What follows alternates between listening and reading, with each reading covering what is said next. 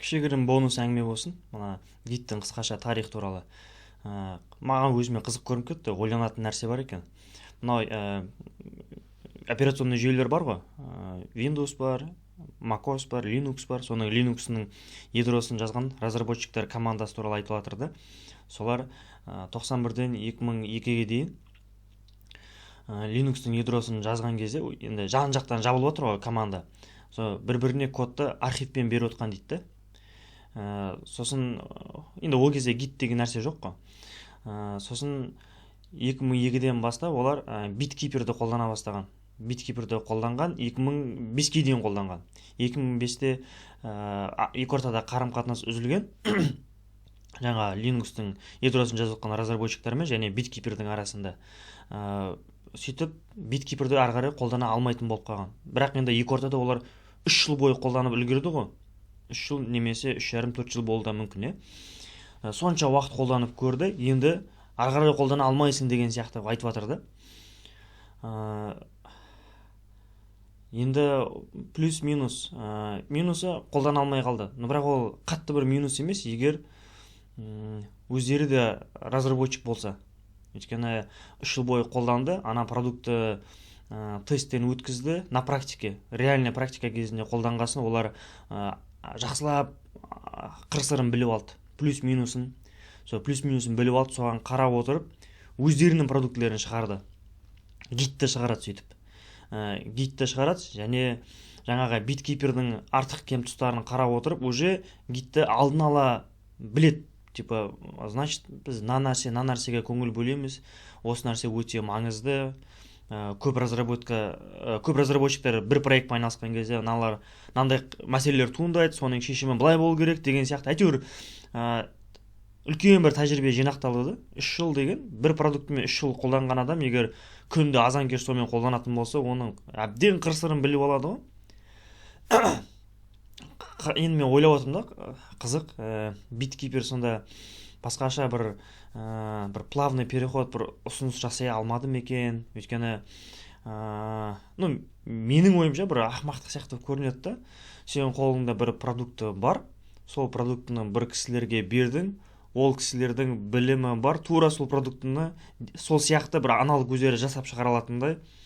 Оларға бас жағында енді ақылы берді ма, тегін берді ма білмеймін. Енді 3 жылда қолдануға берді. Олар қолдану барысында дайын продуктыны алып қолданды да. Өздері с нуля бірдеңе жасаған жоқ. То есть өздерінің болашақта жасау мүмкін потенциальный продуктысының реальный прототипін моментально қолданды да, получается. Linux-тың ядросын жазған разработчиктерға қандай повезло деп айтсам, қалай айтсам екен. Енді өте бір сондай бір ұтымды шешім болған екен да олар үшін. Ал жаңағы биткипер үшін керісінше үлкен ұтылыс сияқты меніңше. Бардың да разработчиктардың командасына келіп, міне қараңдар, сендерге мынандай продукты керек, осы продуктыны қолданыңдар деп 3 жылға қолдануға бердің, и алдыңда екі ортаны кесіп тастады. Сонда просто өзіңнің конкурентіңді өзің өсіртіп, семіртіп, тәжірибе жинақтатқызып бердің. Қызық. Мүмкін егерде биткипер бір жақсы бір стратегический ұсыныстар жасаған кезде, мүмкін олар қазіргі күнгі гид болушы еді. Ол екі ортада қарым-қатынас үзілгеннен кейін енді гид қайда, биткипер қайда. Биткиперді мен өзім осы страницадан ғана бар екенін көрдім, басқа ешқайда білмейді екен. Ал гидті қазір білмейтін программист жоқ шығар. Енді әлем бойынша жер бетінде қай жерде болмасын, әйтеуір гидті біледі ғой программисттер. Сондай бір күшті продуктыны жасайтын разработчиктармен қарым-қатынасты үзіп алғаны қиын болған екен биткиперге. Соны айтқым келді. Жақсы.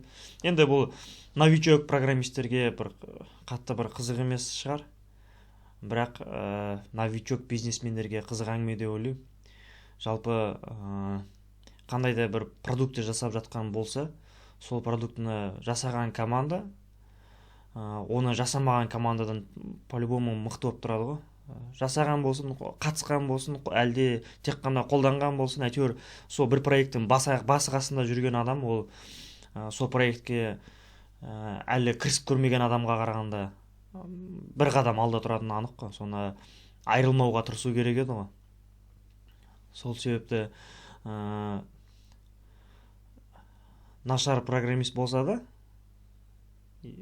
ол қанша қате көп жүрсе де, қанша таяқ жеп жүрсе де, егер ол бір проекттің басы қасында жүрген болса, он барынша ұстап қалуға тырысу керек сияқты. Егер проект долгосрочный, сондай перспективасы үлкен проект болатын болса.